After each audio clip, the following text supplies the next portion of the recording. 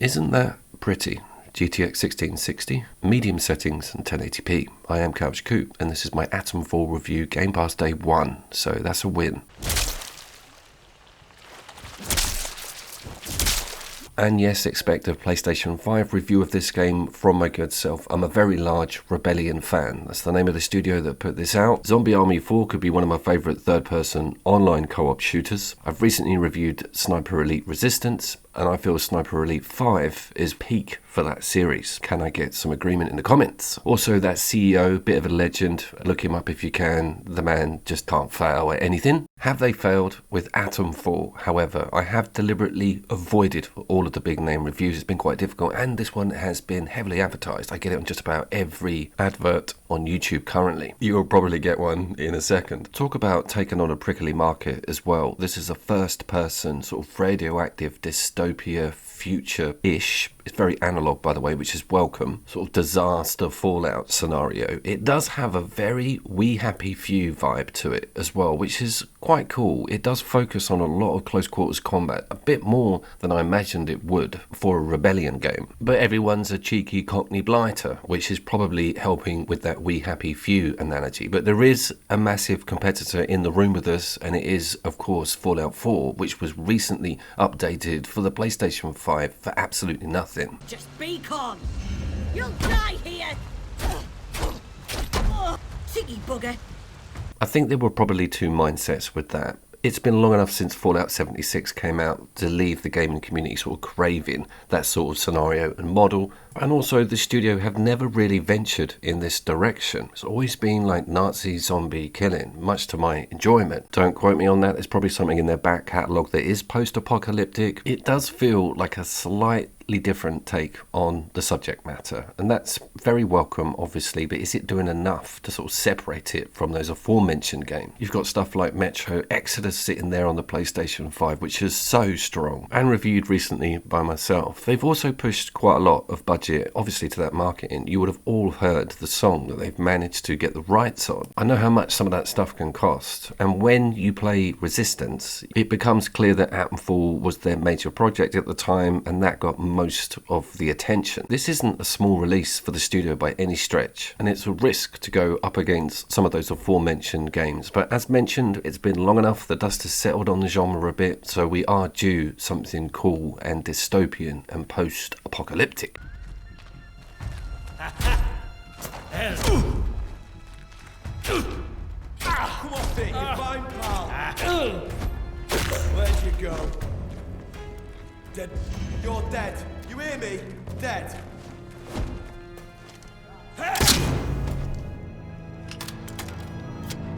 The studio's heritage with gunplay and sneak mechanics gets used to the maximum with Atomfall. You are always looking out for something that's going to detect you. There is no minimap. Everything is done very much in a line of sight. You can't tag things. You can't see through a bush. You just have to be very alert for that red status and what angle that's coming at you from, because they are ridiculously accurate.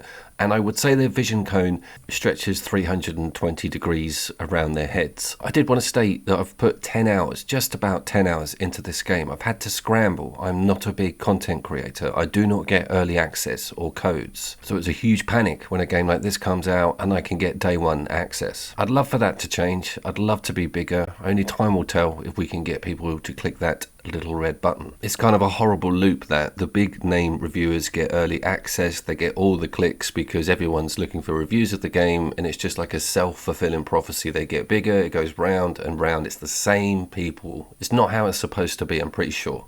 Nice and slow now. Could be nothing. Let's have no trouble.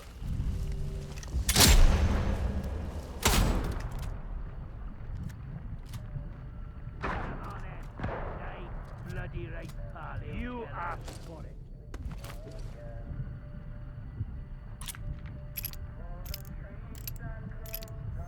Ah, he's trying to make a break. I'm shooting.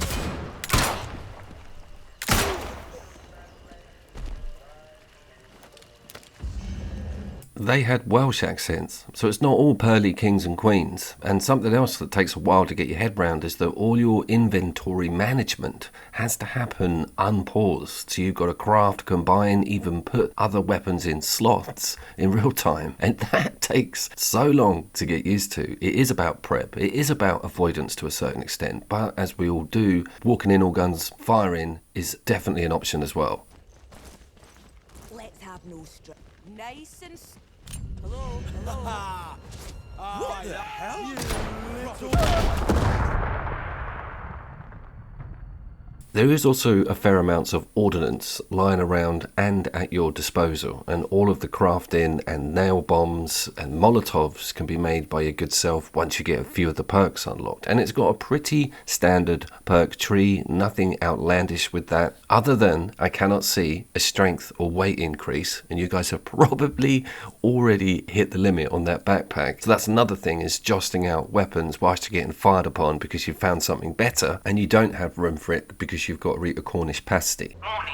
The interchange is under access denied. Unauthorized personnel may not, under any circumstances, enter the... Is that story grabbing me? Is there anything that I'm particularly enjoying on the content front with characters or what's being said or what's happening? Well, sort of. It kind of reminds me a little bit of Still Wakes the Deep, with its effects in and around some of the enemies. That miasmic radioactive effect is pretty cool. Still Wakes the Deep is a massively underrated horror game, by the way. I will link to that review. There's someone here. You'll be dead soon. Around here somewhere. And paid my food. You bloody To get it close loaded. one, mate. There Come on, you lot. Take a fight to them. Where? Murdering scum. Cheeky bugger. You're dead. You hear me? Dead. As you can see, things are still very human to human on the combat front. There are some robots coming up, and the indigenous life kind of does and doesn't do it for me. There's some bats that come at you in a cave at the beginning. You're not even aware that they are hostile, and you're also dealing with some birds on a second section, and again, they just come at you from all angles. They feel a little bit tacked on. Some hideous radioactive mutated wildlife wouldn't have gone amiss. I'm thinking a squirrel with 8 arms and a spider's face.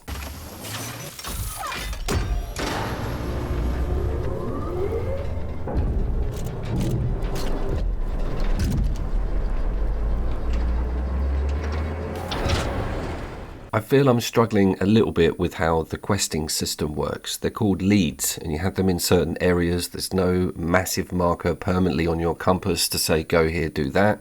There is a little bit of reading in some of the notes sections. The lack of hand-holding on that front does feel pretty cool. You are not frog marched down corridors. You are left to your own devices to sort of work out where to go next, what to prioritize, even start looking for loot and caves. There are a lot of options here, and that's key to why this game doesn't feel horrendous against something like Fallout 4.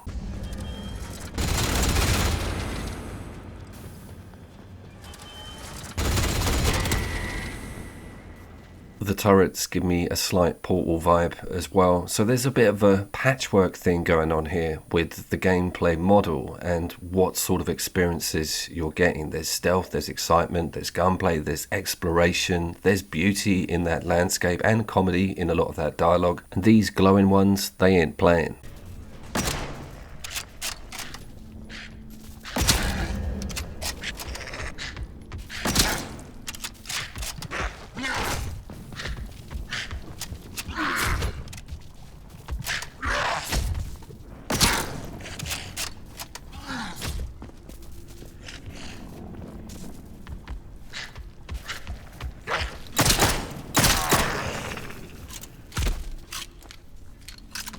There's a medical section in the front end of the game that has its own load screen. So you know something's going down when you walk through a door and it has to load. It's more of a cat and mouse setup. These guys are quite difficult to take down. They are ammo sponges and you don't want to be using that. And getting too close means that a few of them will come at you. So you're using the corridors, you're creeping through little trapdoors and you're having a good time. It's clever how it switches the roles slightly and uses a lot of that environmental damage.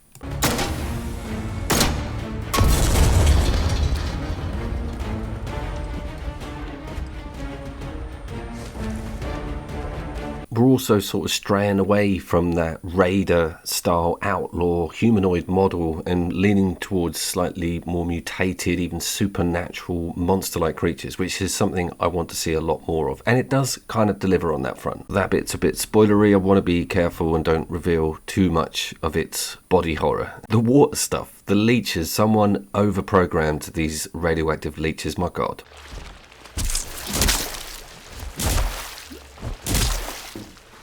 I think one of the stars of the show is how the map is designed, how this world is put together, and how rabbit-holey the whole thing can be. You go right the way down into some facilities, all the aesthetic changes, the idea of the analog systems everywhere. You've got the classic audio retro recording equipment, which slides me on to one of this game's doppelgangers, I feel, and it's Generation Zero. Kind of almost identical setup with its model, but you've just got robots everywhere, and a lot more of them, and I think it's online co-op, but maybe that's a versus for another time.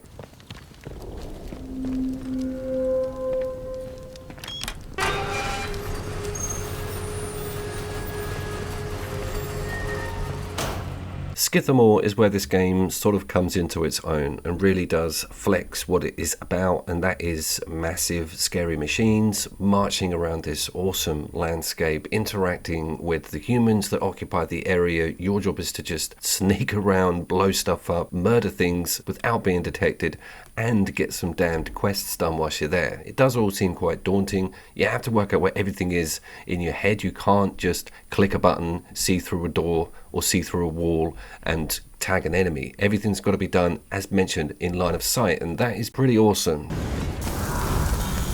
To have something this unhandholdy and with such intricate quest designing, or leads rather, the two are quite counteractive, so you do have to use quite a lot of brain work. It's going to boil down to how good that story arc is and these environments, how much they switch out and change, because what it's doing on a mechanics front is nothing out of the already existing sphere. But that's okay, because it's a pretty damned decent sphere. And also this doesn't push micros, join lobby now, X, Y and Z is waiting to join quest. This is a very solo, single player, rich experience, and I welcome that. I do not welcome these crows, however.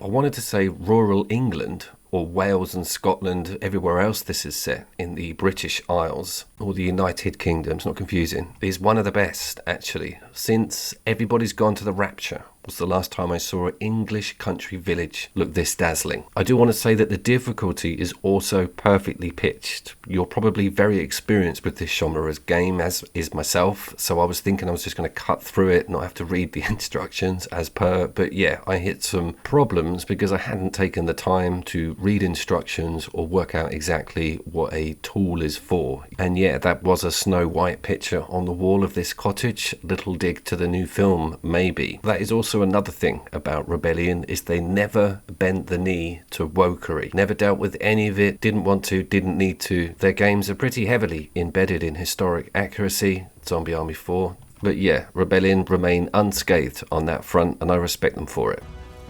Remember your training.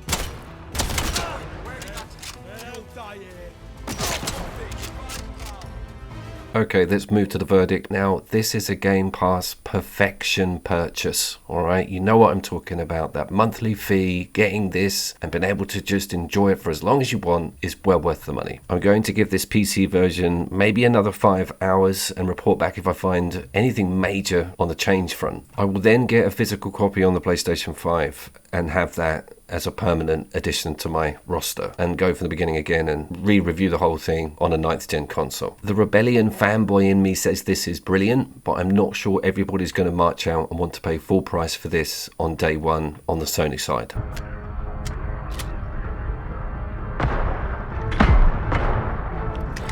I'm taking a shot. If you are playing this on a 9th generation console, I would love your feedback on how it's performing. I have got VSync on, by the way, and did not see any major frame drops during combat or explosions. I don't think we have any ray tracing or massive lighting effects in here, but we certainly have some really cool in-engine water. The whole thing looks a lot better than Resistance.